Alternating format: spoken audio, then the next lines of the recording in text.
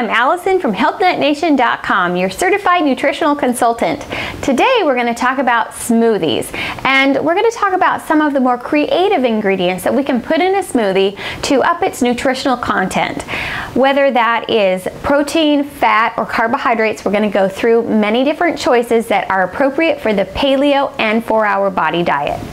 So let's talk about some ways to add protein to our smoothie without using the typical protein powders that we find on store shelves. One of my favorite ways is by using gelatin. And gelatin actually contains 6 grams of protein per tablespoon. It has no carbs and no fat. And actually, it is a powerhouse of nutrition. It is extremely good for our joints, bones, collagen production, and it is derived from those same things in an animal. So you want to make sure to get very high quality gelatin, such as this Great Lakes brand. And the other trick is when you add it to your smoothie, you need to bloom it first, which means adding it to water. So you take about 3 tablespoons of water, sprinkle your tablespoon of gelatin in it, and just leave it for a minute or two. You don't even need to mix it.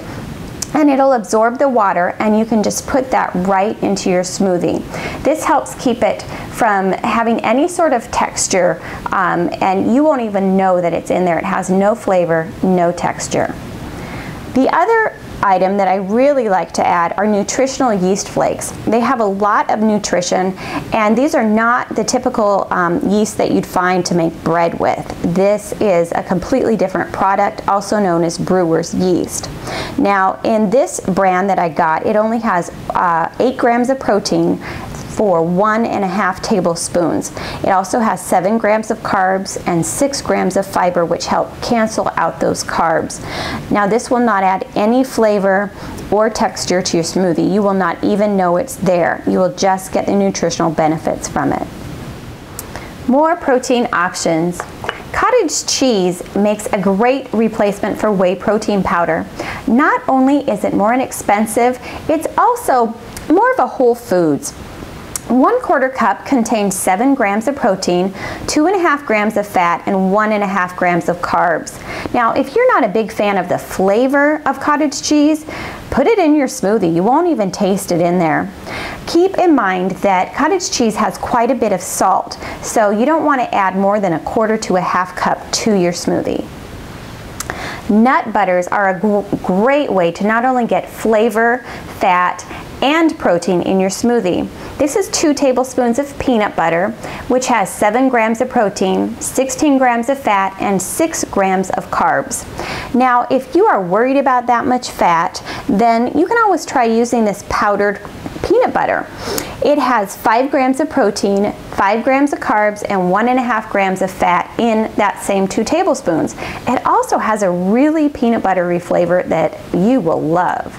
These next 2 protein options are for those of you who are hardcore Bruce Lee types about raw superfoods. They are not for the squeamish. So first we're going to start off with our raw beef liver. Now make sure before eating any raw beef liver that you've frozen it for at least 14 days to kill off any parasites. Now, liver is a fabulous source of protein, iron, vitamin A and D, copper, zinc, and more. And 4 ounces contains 23 grams of protein.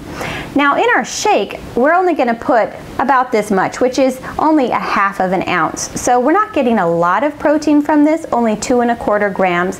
However, because it's so full of those wonderful nutrients, it is a great place to sneak in liver. One of my tricks is that I like to add chocolate, carob powder, or something dark, maybe blueberries, to my shake so that I don't know that it's in there. Another wonderful superfood are egg yolks. Now, you may notice that I have not included raw egg whites, and that's because they contain an enzyme called avidin that acts as an anti-nutrient. The yolks are where all of the wonderful nutrients are stored, including choline. One of the only natural resources of choline are actually egg yolks. And choline protects the liver from accumulating fat. In case you didn't know, we need to have lean livers. Okay, let's talk about fats now. It's my favorite part of a smoothie because it's what keeps us full for a long time. If we just have protein, then you're not going to feel full for longer than an hour or two. So it's important to add the fat. The other reason it's important to add fat is because if you eat a very high diet of protein and you don't have your fat with it, it depletes vitamin A stores rapidly. And we need vitamin A, which is also in that liver we just talked about. Let's take a look at our fats. Now, you all, if you've watched my other videos, you know my favorite fat to put in the smoothie is avocado. Just a quarter of an avocado makes it so smooth and creamy, and it also adds staying power. Another ingredient that I really like are young coconuts. You don't want to use a mature coconut. You can watch my other video about that. You want this young coconut that is more pliable, kind of rubbery. It blends up nicely in a smoothie. And it adds a little bit of flavor and some really nice rich fat. Another ingredient, if you don't have that young coconut, is just plain old coconut oil. And coconut oil is a medium chain fatty acid that helps you to digest and absorb minerals and nutrients. So just a couple teaspoons of this in your shake is going to add staying power, it's going to taste good, and it also is going to make it nice and creamy. Let's talk a little bit about sweeteners. Now, if you are adding fruit to your smoothie, then you likely won't need a sweetener of any kind. However, if you're a 4-hour body dieter, then you do not eat fruit. So about the only choice out there for you is stevia, and I in particular like liquid stevia. You can get some high quality green powdered stevia as well. However, this is quick and easy for a smoothie.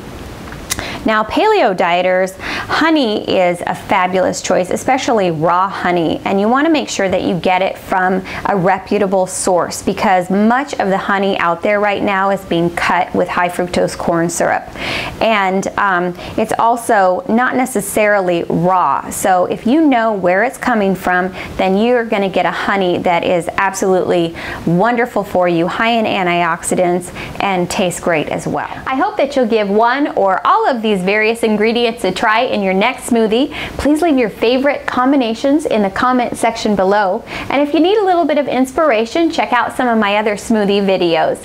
To your health.